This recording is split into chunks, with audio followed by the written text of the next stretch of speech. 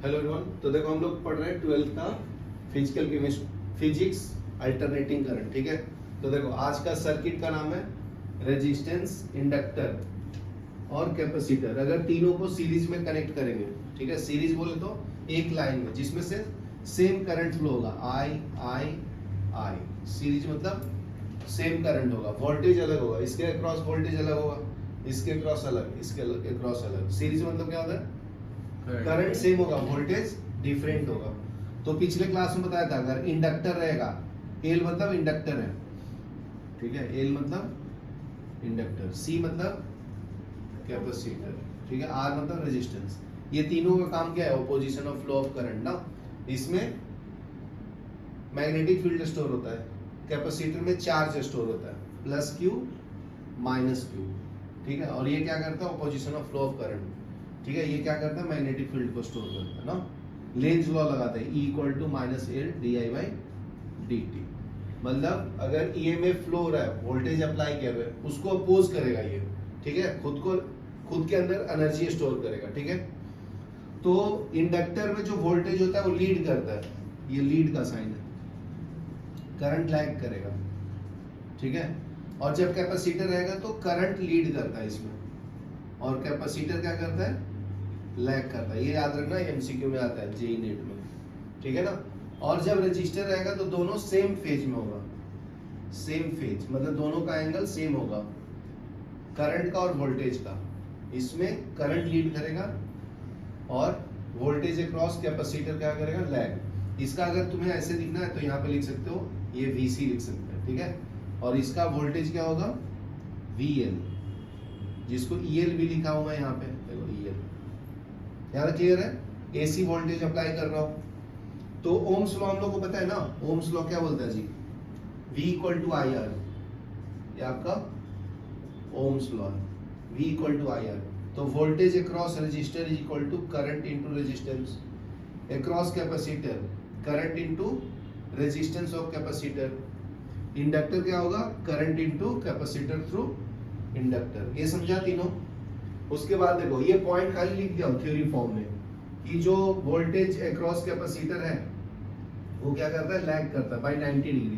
तो देखो यहाँ पे लैग कर रहा है, दिख रहा है ना, ये 90 डिग्री का एंगल है, तो उसका ग्राफ नीचे आएगा, देखो बराबर है। लैग मतलब नेगेटिव, मतलब वाई एक्सिस पे वोल्टेज लिया हो तो ये नेगेटिव 90 डिग्री आएगा ना इसके अक्रॉस, समझा। और ये लीड कर रहा है तो ये भी 90 डिग्री होगा, लेकिन पॉजिटिव में होगा, ये नेगेटिव में होगा। यहाँ तक क्लियर है? और थ्रू रेजिस्टर क्या होगा? दोनों सेम फेज में होगा, देखो सेम ग्राफ पे ड्रॉ किया हो, आई और ईआर, बराबर ना। यहाँ तक क्लियर है? वो वही पॉइंट को लिखा हो, यहाँ तक क्लियर है ना। पॉज करो, ये देखो ये आपका ग्राफ जो है, ये आपका यहाँ पॉइंट है के, ठीक है। ये पॉइंट लिख लेता हूँ क्योंकि इसका वेक्टर एडिशन करना है। ये आपका है बी डैश, ये आपका वाई डैश, ये पॉइंट जहाँ पे मिल रहा है वो सी है, ठीक है ना। यहाँ तक क्लियर है? ये ओ पॉइंट लिया हूँ जहाँ पे ये ओरिजिन है। तो अभी देखो वेक्टर एडिशन से हम लोग को क्या लिख सकते हैं जी? इन ट्रायंगल, इन रेक्टेंगल ओ ए के बी डैश, ठीक है। तो यहाँ पे मैं ड्रॉ कर देता हूँ ये ऐसा रेक्टेंगल, ये आपका O हो गया, ये A, ये K और ये B डैश। यहाँ तक क्लियर है? तो OK = क्या लिख सकता हूँ पाइथागोरस थ्योरम से? बताओ। OK = पाइथागोरस थ्योरम क्या होता है? बेस का स्क्वायर प्लस परपेंडिकुलर का स्क्वायर, बराबर ना। तो यहाँ पे आएगा OA² प्लस AK²। यहाँ तक क्लियर है ऋषिका? तो देखो ये रेक्टेंगल में क्या होता है? अपोजिट साइड्स इक्वल होता है, तो ये साइड इक्वल टू ये साइड होगा।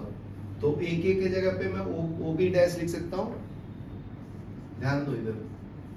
तो ये OA² प्लस OB डैश का स्क्वायर। यहाँ तक क्लियर है? ठीक है। तो देखो अभी OA क्या है तुम्हारा? ये वैल्यू है ER, बराबर ना। अभी देखो इसका इफेक्टिव रेजिस्टेंस क्या होगा जी? मतलब वैल्यू कैपेसिटर EL - EC होगा। ये पॉजिटिव है, ये ज्यादा पॉजिटिव है, ये कम नेगेटिव है। तो इसमें से इसको माइनस करूंगा तो रिजल्टेंट वैल्यू मिलेगा ना इफेक्टिव।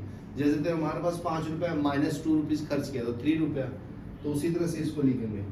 तो ये आपका हो गया ER का स्क्वायर प्लस ये क्या मिला आपको, ये है EL माइनस EC, तो इसको डाल दो यहाँ पे EL माइनस EC का स्क्वायर। ये समझा, फिर समझ जाओगे सब। देखो ये इफेक्टिव वैल्यू, ये पॉजिटिव जितना था और नेगेटिव में से माइनस किया हूँ, समझा ना। ये दोनों तो इक्वल ही है ना, ये दोनों साइड्स, समझा।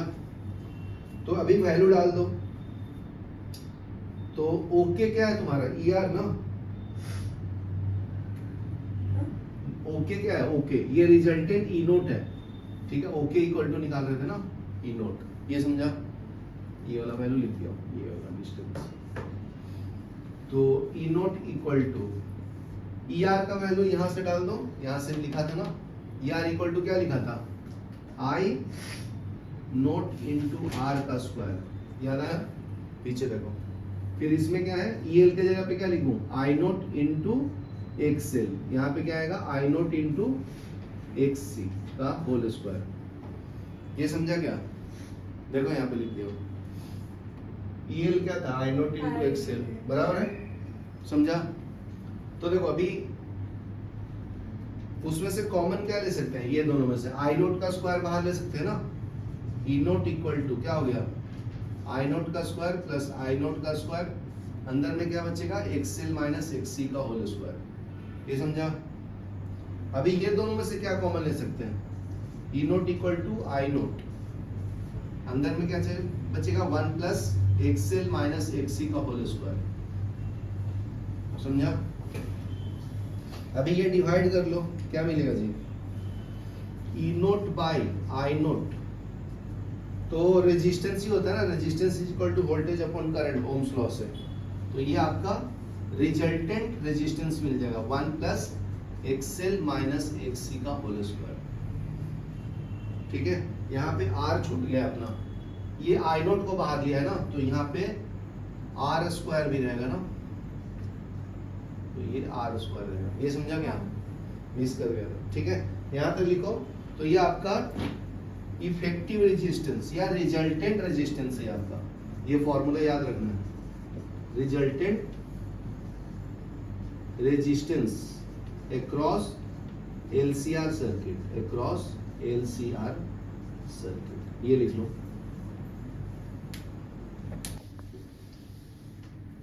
चालू किया। तो अभी देखो नेक्स्ट पॉइंट देखो अभी, ठीक है। अभी आपने को एंगल निकालना, तो ये आपका फाई हो गया, ठीक है ना, फेज एंगल जिसको बोलते हैं। तो इसको कैसे फाइंड करेंगे, तो tan फाई क्या होता है, ऋषिका tan क्या होता है, परपेंडिकुलर अपॉन बेस। तो परपेंडिकुलर का वैल्यू क्या है आपका, ये परपेंडिकुलर का वैल्यू है ये बेस का, तो ये हो गया EL minus EC divided by ER, ये समझा। तो अभी वैल्यू डाल दो, बस तो ऐसे ही करना है calculate. tan phi equal to, तो EL क्या था, I nought into XL minus I nought into XC divided by I nought into R, ये समझा। तो I नोट कैन कॉमन है ना, तो ये कॉमन ले लो, XL minus XC divided by I nought into R, तो ये इससे कैंसिल, तो XL minus XC divided by R is equal to tan phi. यहाँ तक क्लियर है ना। तो ये आपका फेज एंगल देगा, ठीक है। तो इसमें कंक्लूजन क्या है, alternating current in LCR circuit would be represented by, तो अगर मैं I equal to I nought sine omega t plus phi लिखूं, फाई फेज एंगल है, तो उसी तरह से E equal to E nought sine of omega t plus phi आएगा, ठीक है। तो इसमें 3 केस में बना के देता हूं। केस 1, जब when XL equal to XC हो जाएगा, मतलब ये इंडक्टर और कैपेसिटर का वैल्यू सेम होगा। तो देखो ये दोनों सेम होगा तो XL माइनस XC जीरो हो जाएगा ना, तो फेज एंगल जीरो आएगा, ठीक है। Then tan phi equal to zero, तक समझा गया। Hence voltage and current are in same phase, hence voltage and current are in same phase. ठीक है, AC सर्किट इज नॉन, वो जरूरत नहीं लिखो। केस 2 देखो, केस 2 में क्या है, जब एक्सएल का वैल्यू ग्रेटर देन एक्सी होगा तो tan फाई का वैल्यू क्या आएगा जी, पॉजिटिव आएगा ना, वो पॉजिटिव वैल्यू देगा। तो इसमें इंडक्टर का इफेक्ट ज्यादा है। जब उल्टा होगा तब केस 3 कम रहेगा, तब यहाँ पर लिख देता हूँ केस 3। तो केस 3 मतलब एक्सएल का वैल्यू लेस देन एक्सी होगा, ठीक है। तो tan फाई का वैल्यू क्या आएगा, नेगेटिव, ठीक है। तो voltage lag by current by phase angle phi, यहाँ पे वोल्टेज लैग करेगा।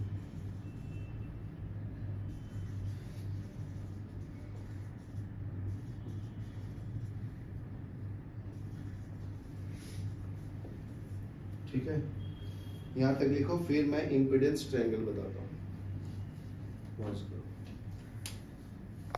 अभी देखो नेक्स्ट इसी ट्रायंगल के बारे में पढ़ना अपने को, उसको हम लोग इंपीडेंस ट्रायंगल बोलते हैं, इंपीडेंस ट्रायंगल।